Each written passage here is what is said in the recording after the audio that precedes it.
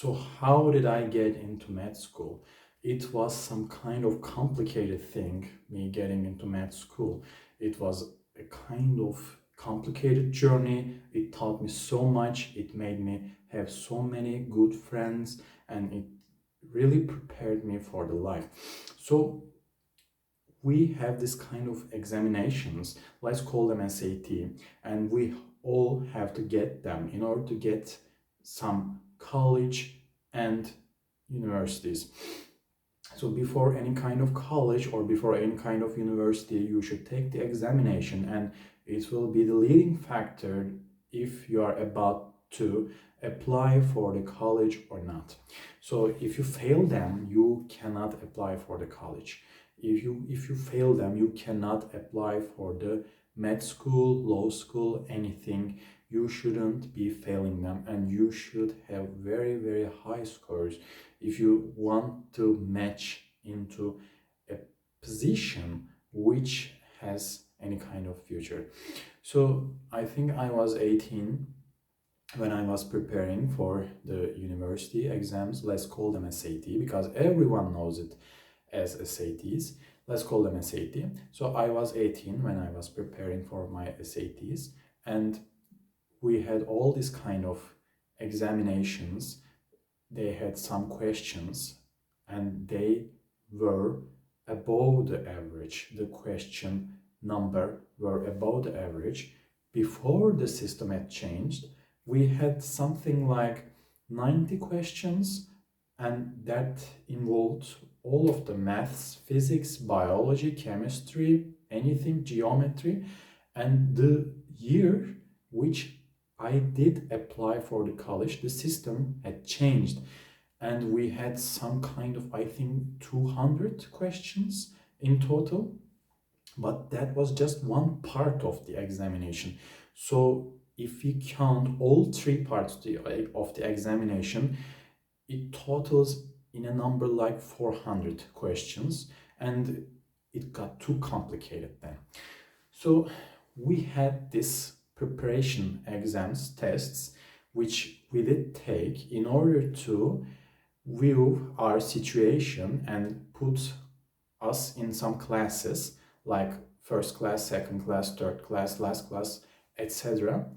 And I used to live in a major city, had some kind of population around 3 or 4 million people, and all of the people that were preparing for the university exams and SATs did kind of take that examinations. And I remember I was first in the city 3 times in a row.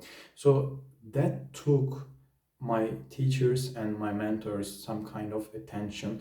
And I remember the president of the facility just called for me, and we had like this 1 hour talk, and he said, I will not be charging any kind of money. You will have this kind of special education which you will be able to study with the teachers one-on-one. So you will be studying with them directly, not in a class, and you will have this kind of sessions as much as you want, as much as you need. So to be honest, at first I didn't want this kind of sessions because I didn't feel them justified. I think, and I thought it was kind of wrong, and the other students didn't have this kind of treatment. So why should I have this kind of treatment? Was my logic. So I spoke to my father and some people that I counted on at that time. They all kind of told me that you should take it. You should take it, and don't think that any kind of way this is wrong, because this is just some kind of treatment which others don't get, but it was always there for some people, and you definitely should take. You just should think about the future, perhaps. And they knew that I wanted to get into the med school, so it was like they told me, you will be treating a lot of patients, you will be helping a lot of people. And just think about that. Just think about the things you can accomplish by becoming a prominent person in these examinations. So I kind of unwillingly took that advice, and I had some sessions which led me feeling some kind of bad feelings, and I was sad, I was frustrated. Then I quit them.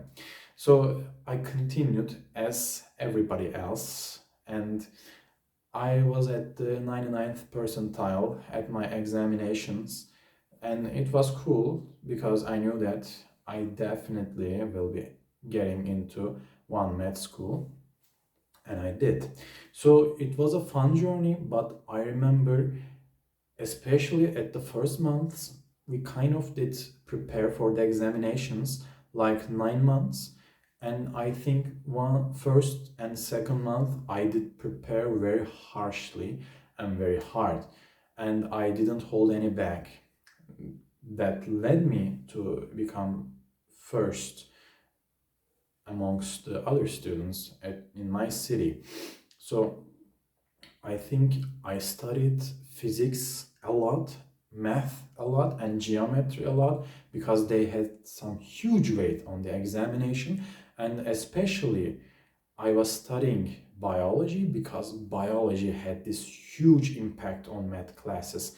So they had huge impact on the exam and math classes, so I focused on it. And since the examinations was changed, we didn't exactly know what was going to happen to us, what kind of questions that we should expect from that examinations. So I did one thing. At last 15 days to the examination, I just focused on biology and chemistry because I knew I was very good at math, geometry, and physics. I couldn't fail them, but I wasn't sure about biology and chemistry.